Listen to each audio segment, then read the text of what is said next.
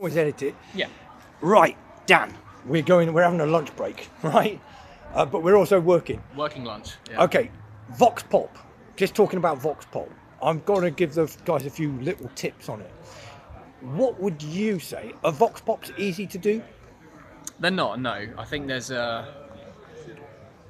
has to be an understanding that it is inherently uncomfortable to do, actually, because you think we spend all of our childhood saying don't speak to strangers, don't do this, don't do that, and then suddenly Vox Pop is doing that. It is a big shift from probably what you're used to. So just be aware that the first things, the first examples that you do won't be easy. They might not even be particularly good, but just remember, sort of fall back on the basics that we mentioned. Yeah. In week one, and just trust in yourself and the fact that it will improve with time. Definitely. It will improve with time. I'm going to give some tips in a minute, and I apologise. There's probably going to be dreadful wind howl on this, but I'm also going to say a few little tips about doing a Vox Pop. Now, we're walking through the main university thoroughfare, and I just stopped for a minute, and there's all these people. If you were to stop these people, they're probably going to say to you, no, don't want to do a Vox Pop.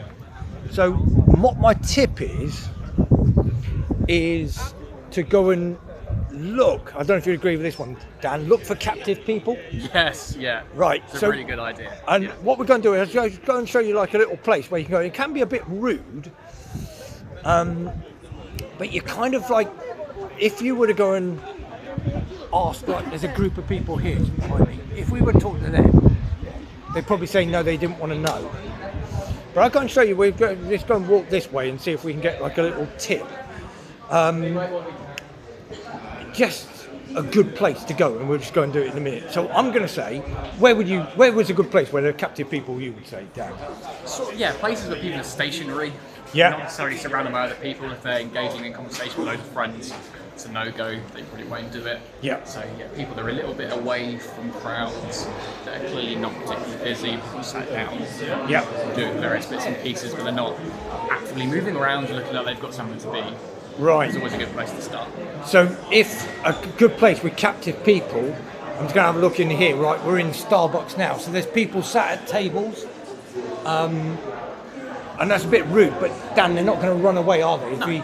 If we go there and ask them, and I'll go and show you another good place in a minute. So first good place where people are at, rather than chasing people, standing and trying to chase people to go and get a response. Yeah.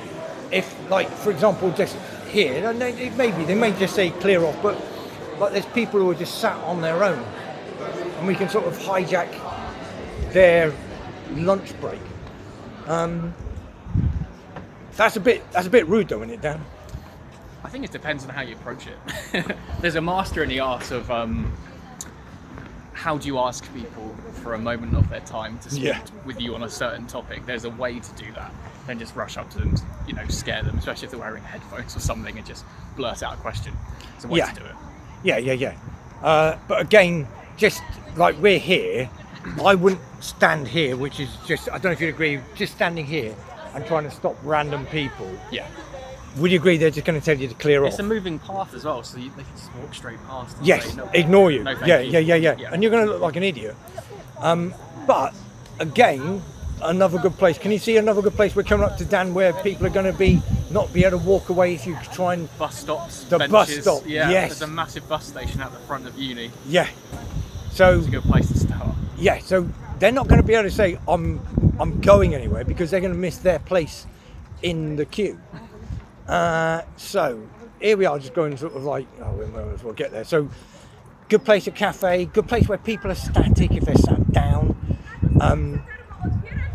So there's enough people here easily at this bus station that you could easily get a hit on loads of people. They're sat down, they're not going anywhere. So that's the kind of like, I think that's it. Anything else on Vox Pop, Dan? Anything? Yeah, I would just say you need to accept the fact that people just won't want to talk to you. Yeah. People might lie and say, "Oh, I'm really busy, bye. I've got to go," and they don't. It is a lie sometimes.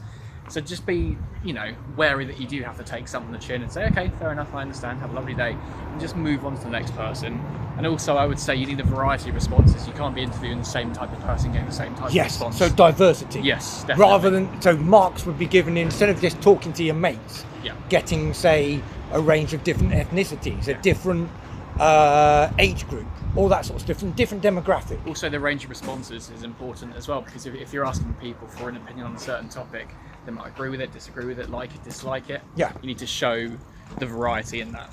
So if, Dan, we're here at a bus stop, if, say, we were talking about, like, should we have a 20-mile-an-hour speed limit in the UK, you could probably ask the bus driver, because he might have an informed view. So that way you can actually get someone who has a bit of authority. Yeah, definitely. Okay, I think we're done. That's enough on Vox Pops. Right, so you take care.